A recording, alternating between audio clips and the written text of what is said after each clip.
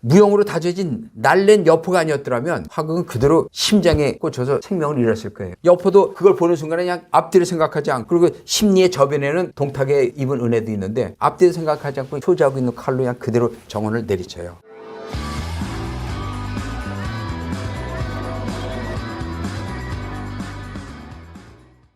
반갑습니다. 정사영웅삼국지 강영원. 신현철입니다. 지난 편에서는 네. 그 동탁이 병주 강병의 용병과 네. 여포의 신기로 인해서 전투에서 매번 패해가지고 네. 상옥 주제와 네. 그다음에 부저 출신 전략으로 그 정원을 무력화시키고자 하여 네. 그 여포를 매수하는 전략을 펼치기로 했다고 했죠. 그랬죠. 네. 저기 이제 부저 출신은 뭐 말씀했듯이 네. 이제 부뚜막 네. 밑에 네. 있는 나무를 갖다 빼내요. 그러니까 상옥 주제 부저 출신. 네. 결국 그 병주 강병에게 네. 그 군수품을 갖다 공급하는 거 딱 막아버리고, 그랬죠. 부뚜막 나무를 빼버리니까 식어버리죠. 군수품이 조달이 안 되니까. 그렇죠. 식량도 안 주니까. 네. 뭐 군수품도 군수품이지만 굶으면 싸울 수가 없죠. 그렇죠. 이제 부저 출신 전략하고 네. 그다음에 이제 부뚜막 밑에 그 장작을 빼내가지고 길을 갖다 빼들고 완전히 끝내는 네. 이제 그 전략에다가 상옥 추제 전략으로 이제 사기를 갖다 떨어뜨리는 걸 했다 그랬죠. 김 빼는 거네. 그렇죠. 김 빼는 거죠.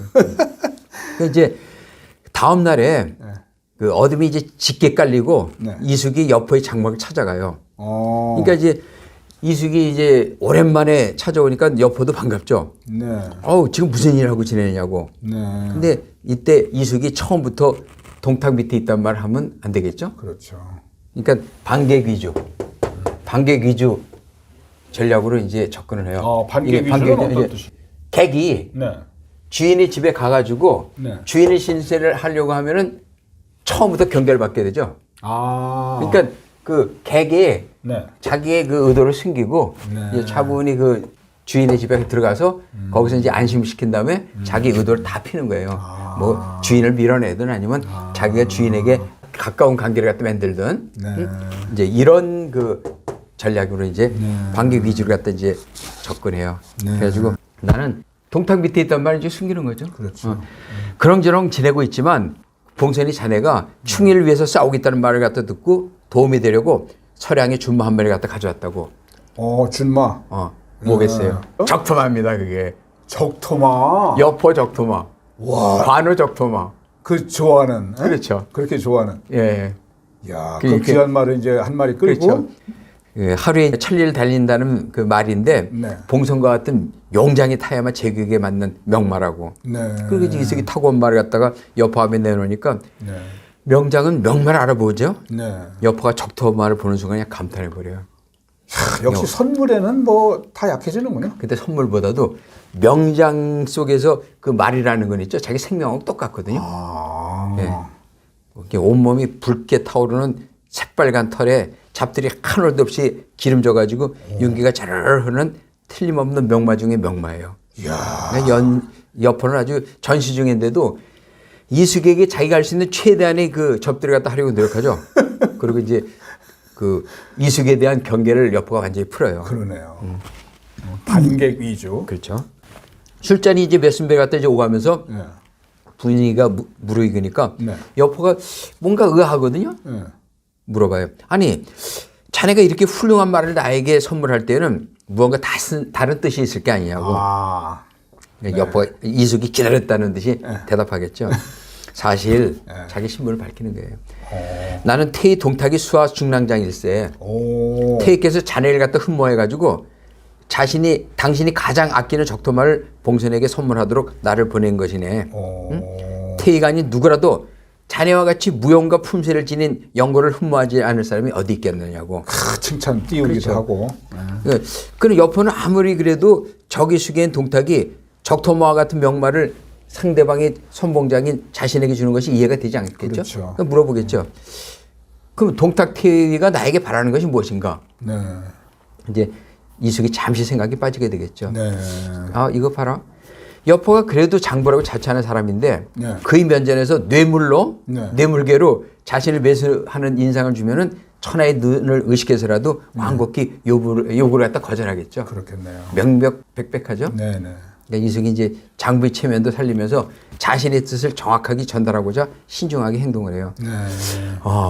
태희께서는 네. 그릇이 크고 배포가 커가지고 천하의 영장들은 조건 없이 이제 수용하고 싶어 한다고. 그 자네가 바로 그 대상이라는 것이 자랑스럽지 않은가 하고. 응?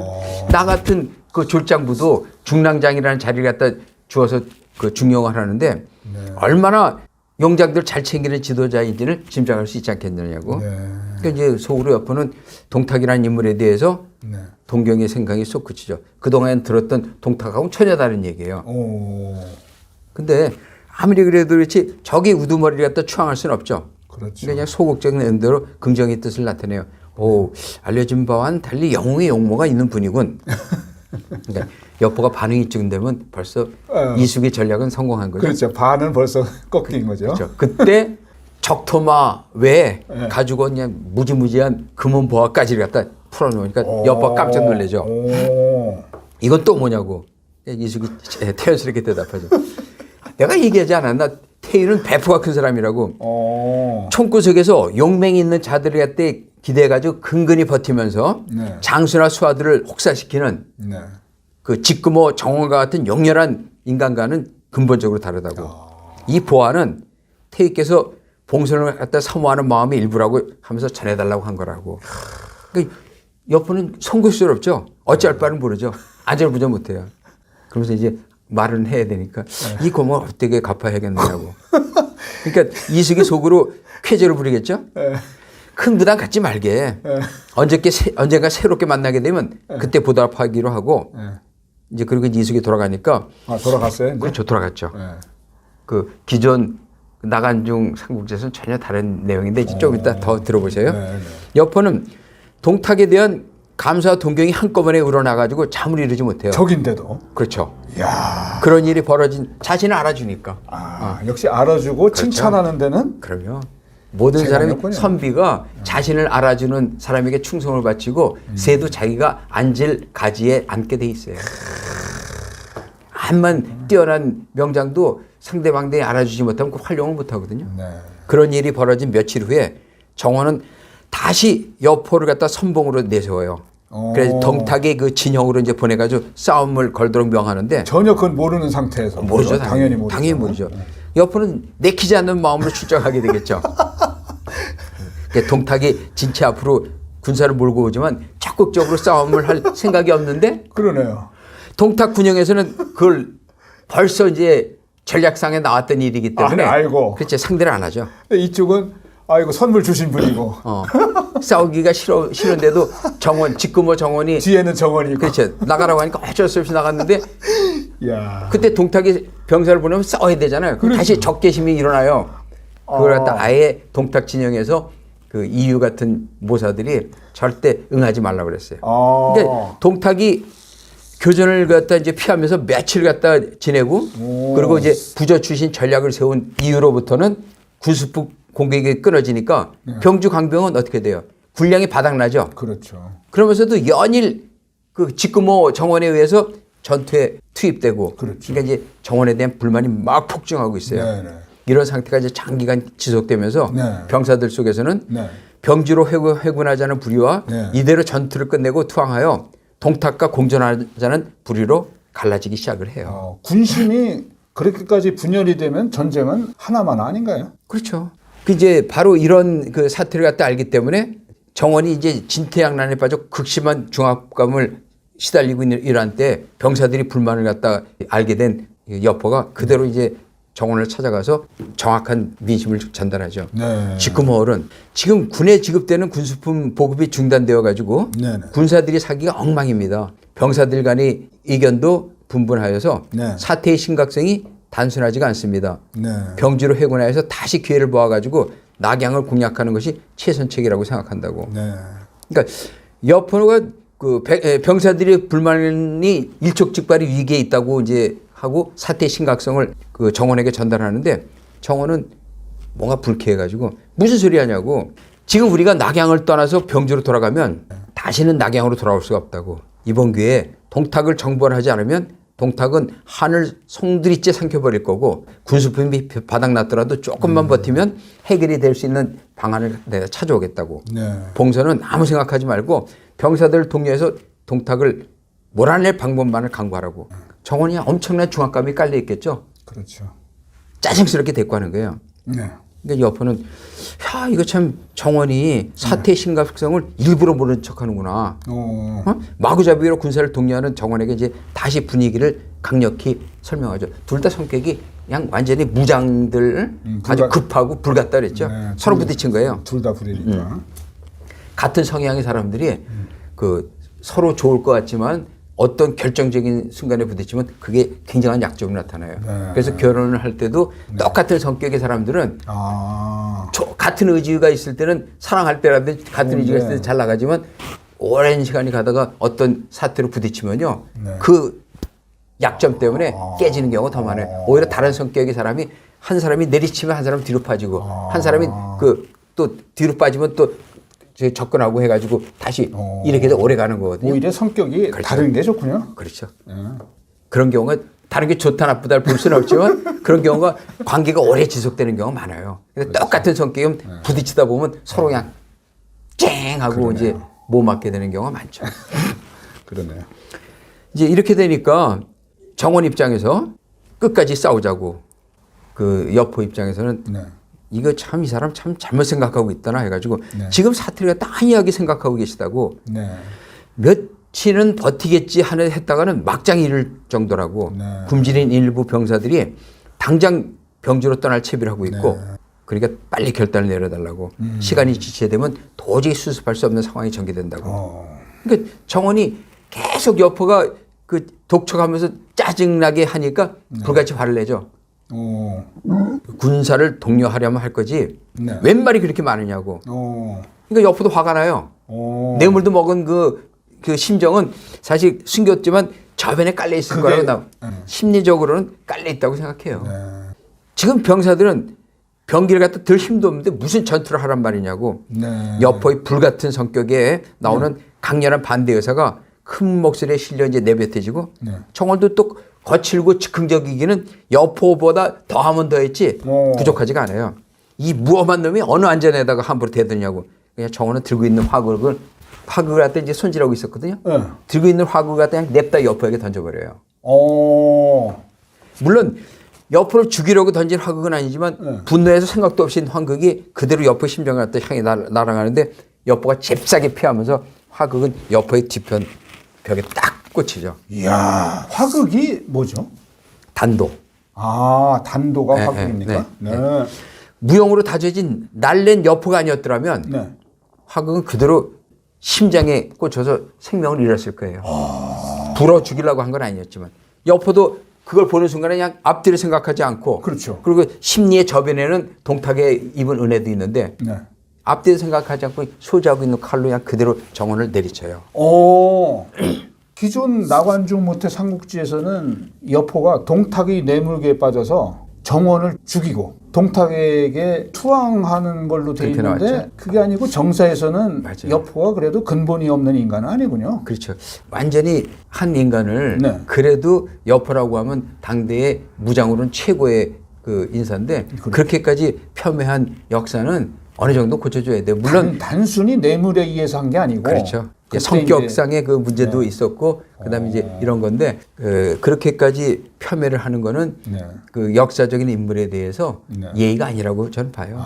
그렇군요. 그건 참 왜 그렇게까지 그 아주 극악무도한 인간을 옆을 만들었는지 모르겠는데 그렇죠. 나관중 모태 삼국지에서는 좀 이미지가 너무 아주 거칠고 극악무도하고 그렇죠. 그래도 당대 영웅인데 그렇게까지 매도하는 거는 좋지가 않고 그다음에 그런 성격이었으면은 그런 정도까지 지에 오를 수가 없어요. 너무 심하게 매도했다는 게 참 안타까워요. 이제 일단은 정원은 죽었겠죠. 네, 죽었죠. 여포 정신이 아득해져요. 자기도 죽이려고 했던 게 아닌데 흥분에 의해서 똑같이 죽였는 그렇죠. 정원이 화극을 던진 그런 적에 이게 하여튼 자기도 모르게 내가 뛰어난 무장이 아니었으면 나 죽었을 텐데 이런 생각에 화가 나니까 자기도 칼 들고 그냥 쳤는데 죽어버렸으니 펀치 한번 날렸는데 지금 그 정신이 아득해지죠. 정신을 차리고 이제 사태를 어떻게 수습해야 할지 이제 생각하다가 심각하네요. 동탁에게 투항할 수 있는 방법뿐이 없죠. 정원이 이제 그 수급을 딱 들고 밖으로 나가가지고 여포가 병사들이 향해서 외쳐요. 병사들은 모두 들어라. 비록 지금뭐 정원이 나를 자식같이 예우했지만 자금이 전황을 제대로 읽지 못해가지고 우리 병주 강병들을 의미 없는 죽음으로 몰아넣고 있어서 핑계대는 거죠. 나는 부득이 정원을 도모했노라. 아, 부득이. 뭐 자기가 화가 나 자기도 정신 잃어가지고 죽였다는 얘기는 안 하는 거예요. 이제 선택은 둘 중 하나밖에 없다. 나를 따라서 조조 퇴에게 투항하여 공생할 것이냐, 아니면 나와 싸워가지고 너희들이 개죽음을 당할 것이냐. 이는 오로지 병사들 스스로가 결정하라고. 근데 사실 그 당시 병주 강병들은 더 이상 싸울 생각은 아무도 한 팀이 없었죠. 두 분류로 갈라졌지만. 속마음은 그렇죠. 싸울 생각이 없는 거죠. 그렇죠. 아예 이제 도망가자고까지 다들 공표했던 상태에 이러지도 못하고 저러지도 못하고 있는 상태에서 그 여포가 그렇게 했으니 일을 저질렀으니. 그렇죠. 해방구에서 해방시킨 구세주 만난 거죠. 그러니까 여포를 따라서 투항하기로 해다. 여포는 대부분이 투항병을 갖다 이끌고 정원의 수급을 취해가지고 이수구에게 가니까 이수구 뭐 자기 전략이 성공한 거 아니에요? 성공한 거죠. 완전히 이제 동탁이 이제 인정받게 돼 있어요. 중국의 역사 속에서는 명장이나 그 아주 뛰어난 책사도 1등이지만 뛰어난 책사를 갖다 끌어오든지 뛰어난 명장을 끌어오는 사람이 인재를 추천하는 사람이 똑같은 레벨에 있는 게 중국의 기본 사회사예요. 그때도 인사관. 그렇죠. 그래서 구인. 그렇죠. 지금으로 따지면 14억인데 어쨌든 그 인구는 14억은 아니더라도 그 당시 인구 세계에서 가장 많았겠죠. 그 많은 인구에 숨어 있는 사람을 찾아내려면 인물을 갖다가 발탁해주는 인사가 최고로 등용받게 돼 있어요. 많이 알아야 되고. 그렇죠. 고르는 해안도 있어야 그렇죠. 되고. 숨어 있는 사람을 찾아낸다는 건 굉장히 힘든 일이건 그러니 뭐 이송 완지 이제 기회가 온 거죠. 맨발로 뛰어나가가지고 옆을 맞이해요. 그래서 곧바로 동탁에게 안내하니까 동탁은 여포를 만났으니 개선 장군이 전하는 연회를 베풀어 주겠죠. 그렇죠. 그리고 황금 갑옷하고 비단 점포를 내려요. 여포가 이렇게까지 황송함과 감사함을 베풀어 주니까 몸둘 바를 몰라가지고 자리에서 일어나 흑절을 울면서 충성을 맹세하죠. 조금 전까지만 해도 적이었는데. 공적을 세운 것도 없는데 개선 장군이라는 명예까지 내어주시고 크나큰 은전을 베품으로써 정말 황공하다고. 이 은혜는 생명을 바쳐서 충성을 다해서 바치겠다고. 생명을 다 바쳐. 또 배신했죠 나중에. 만일 소생의 뜻을 받아주신다면 의부로 모시겠다고. 그래서 동탁은 여포의 충성 맹세가 더할 나위 없이 기쁘겠죠. 봉선의 뜻이 그러하다면 나도 자네를 갖다 아들로 삼겠다고. 아들로. 양자. 그렇죠. 듣기에는 과거에도 정원이 봉선을 아들같이 대우를 했지만 부자의 결연을 맺지 않았다고 들었는데 오늘 나는 여러 신료들이 있는 앞에서 부자의 연을 맺는 행사를 갖다 환영연에서 치르겠다고. 공개적으로. 그렇죠. 공개적으로 하겠다고. 그래서 이제 동탁이 여포와 부자 결연의 의식을 치른 후에 신료들을 향해서 큰 소리로 외쳐요. 여러 신료들이 보시듯이 나와 봉선은 부자의 연을 맺었어. 이제부터 여러분들은 그 봉선 대하기를 나의 자식 대하듯이 해주길 바란다고. 그리고 봉선은 기도일을 갖다 임명해가지고 앞으로 24시간을 갖다 나를 수행하고 호위하면서 군사 보고의 출납을 총괄 맡기도록 하라고. 여포는 자신을 키워준 정원을 배반한 대가로 엄청난 은전을 받고 앞길이 창창한 미래를 보장받죠. 근데 낙양에서 최대의 정적 정원을 제거하고 천하의 용장 여포까지 얻은 동탁이 최고의 그 수익을 얻은 자예요. 그렇죠. 더욱 위세가 올라가지고 사도 왕년의 입지도 이제 무시해요. 그리고 조정이 대소사 그리고 인사를 자기 마음대로 농단하기 시작해요. 동탁은 스스로 정군을 지휘하는 영정군사 자리에 오르고 그 자기 동생 동민을 좌장군, 여포를 중랑장 겸 도정 후에 이제 봉하고요. 그 조정의 군권과 정무권을 한 손에 움켜쥔 그리고 병주 강병을 흡수한 동탁은 마음만 먹으면 이제 못할 일이 없죠. 중랑장 이제 그 여포에게 이제 명령해서 갑사 1,000명으로 연회장 주의를 갖다 시립해가지고 공포감을 조성하도록 이제 지시를 해요. 공포감을요? 그렇죠. 그리고 이제 왜 그런지 알겠죠? 연회가 절정에 이르고 분위기가 이제 이루어서 막바지에 이를 때 동탁은 모든 관료를 갖다 불러내가지고 시선을 한 군데로 모이게 한 다음에 동탁이 조성한 공포 분위기에 더해가지고 공포심을 더욱 조장하기 위해서는 복음을 빼어들고 험악한 얼굴을 이제 빼어들었어요, 칼을 이제. 이제 치겠다는 거예요. 그전에 빼질 않았죠. 외치는. 천자가 위험을 다 상실해가지고 종묘사직과 백성을 돌보기 어려워졌는데 나는 그 춘추전국 시대 이윤과 곽광의 고사를 따라서 황제를 폐해서 홍농왕으로 하고 진류왕을 황제로 추대하려고 한다고. 지난번에도 역적 정원이 반대해가지고 내 일을 잠시 보류했었지만 천자의 자리는 한시도 위험과 덕망이 이런 사람이 에게 맡길 수는 없는 거라고. 이제 오늘이야말로 이제 이 문제를 매듭짓고자 하니까 만일 누구도 황제 폐립을 반대하는 신료가 나온다면 나는 이 복음으로 기탄 없이 그의 목을 칠 거라고 자신 있게 얘기하는 이유는 이제 자기의 그 병권의 정적이 되는 정원이 이제 제거됐잖아요. 이제 지 맘대로예요. 그 동탁의 겁박이 너무 심해서 모두 힘을 쉬지 못할 정도로 긴장하고 아무도 이 일을 갖다 제기 못했는데 이런 공포적 분위기에서 한 젊은 관료가 앞으로 나서면서 큰 소리로 동탁을 꾸짖어요. 젊은 관료가요? 아, 예. 궁금하죠. 그 젊은 관료 누구로 추정이 돼요? 궁금하시죠? 젊은 관료라면은 그렇죠. 조조나 원소겠죠. 그렇죠. 그렇죠. 당치 않습니다. 근데 그 당시 상황에서는 원소가 젊은 청류파의 아주 수장이에요. 네, 그렇죠. 청류파. 당치도 않다고. 그 황제폐하께서 제위에 오른 지 넉 달도 되지 않고 아직은 황제폐하의 자질을 갖다 탓하기에는 터무니없이 시간이 짧고 또한 황제폐하가 제위 기간에 특별한 잘못이 없는데 폐립운운하는 것은 영모에 다름없다고. 모두도 그 용기 있는 젊은 저게 깜짝 놀라 쳐다보니까 그 청류파의 중심 인물 사례교의 원소예요. 이번엔 원소가 나서 이제 극렬히 반대를 하죠. 근데 그 당시 원소에겐 뭐 정원 같은 병력이 있었던 것도 아니에요. 폐기 하나 가지고. 그러니까 동탁이 이제는 원소를 갖다 희생양 삼아서 신료들 앞에서 이제 본때를 보여주려고 칼을 들고 이제 목을 치러 이제 가는 거예요. 궁금하죠? 네 이놈! 너는 천하 사람들에게 허명이나 팔아가지고 공명심을 드러내지만 지금은 오직 현실적 힘만이 가치라는 걸 보여주는 냉혹한 시대이다. 내가 하고자 하는데 안 되는 일이 무엇이냐? 애송이 같은 놈이 감히 나를 갖다 막고자 하느냐? 내 놈의 목을 베어서 모든 신료에게 본을 보여주겠다고 하면서 그냥 검을 빼는 상태에서 원소를 향해 이제 다가가는데 원소도 지지 않고 단신으로 칼집에 손을 대고 칼을 빼려는데 동탁을 갖다 호위하는 여포의 매와 같은 눈길하고 마주치는 거죠. 사실 원소도 칼싸움에서는 1대1에 싸우면 동탁에 지지 않겠다. 네가 죽든 내가 죽든 해서 사생결단 하려고 그랬는데 여포의 그 매 같은 눈을 갖다 딱 부딪히는 거예요. 순간 원소는 깊은 생각이 빠지죠. 충의를 외친 정원이 그 병주 강병을 이끌고도 험하게 목숨을 잃었고 명장 여포가 동탁의 곁을 갖다 호위하는데 나 혼자서 현실로 존재하는 권력. 원소는 혈기로 동탁에 맞섰지만 현실은 냉혹한 것이었어요. 그러니까 어쩔 수 없이 이제 피해야 되죠. 그러니까 칼을 딱 집어넣고 천하에 힘이 있는 사람이 어찌 동공뿐이겠냐고. 원소는 큰 소리 쳤지만 무력으로 싸워서 큰일 나겠죠. 그냥 큰 소리 당당히 외치고 그냥 그대로 연회장을 그냥 빠져나가는 거예요. 칼침 맞기 전에. 그랬더니 원소는 곧바로 낙양 성문으로 말을 달려가지고 사례교회 인수를 갖다 성문에 걸어버려요. 그리고 뒤도 돌아보지 않고 기주를 향해 이제 떠나요. 원소는 수도 낙양의 행정사법을 총괄하던 사례교회의 직을 과감히 버린 채 새로운 미래의 힘을 키우기 위해서 현재의 짐을 전부 다 던져버리고 낙양과의 단절을 시도한 거예요. 원소도 대단하네요. 낙양 주변에 행정권과 사법권을 쥔 막강한 사대교육직도 다 버리고 간다는 것이 현대 해바라기성 정치인한테는 시사하는 바가 크군요.